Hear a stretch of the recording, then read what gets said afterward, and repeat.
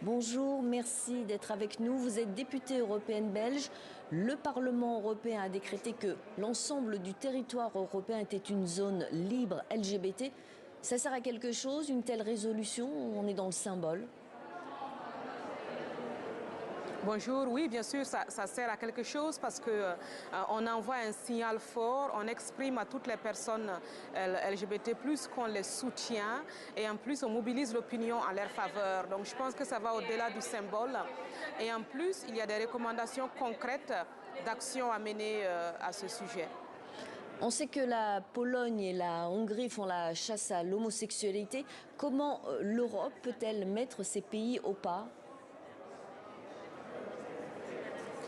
Écoutez, il y a en fait effectivement des problèmes très sérieux en Pologne et en Hongrie au sujet des droits des personnes homosexuelles. Et on a déjà parlé de cela à plusieurs reprises au Parlement européen. On a constaté que face à la pression européenne, la Pologne a commencé à faire des efforts, notamment en ce qui concerne les zones dites interdites aux personnes LGBT+. Donc on sent qu'il y a une évolution positive. Donc on continuera effectivement le dialogue au niveau européen avec la Pologne et la Hongrie.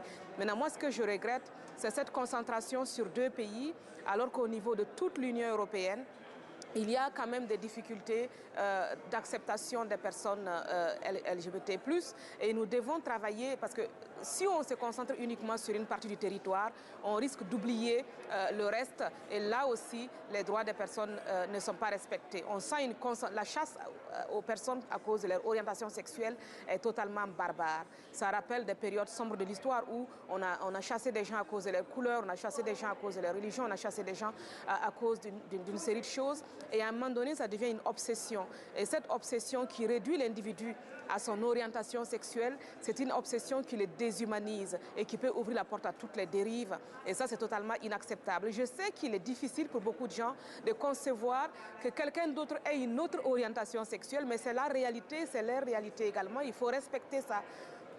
Un débat a surgi en Belgique, cela concerne les thérapies de conversion, des thérapies qui visent à modifier l'orientation sexuelle d'une personne pour qu'elle devienne hétérosexuelle. La France vient d'interdire ces thérapies. Et en Belgique, quid en Belgique et en Europe?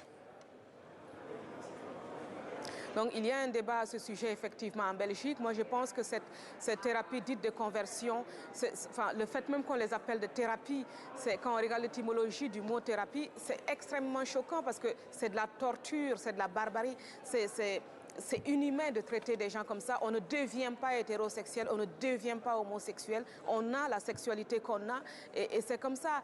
Maintenant, il faut absolument interdire très rapidement ces pratiques dites de conversion, de thérapie de conversion.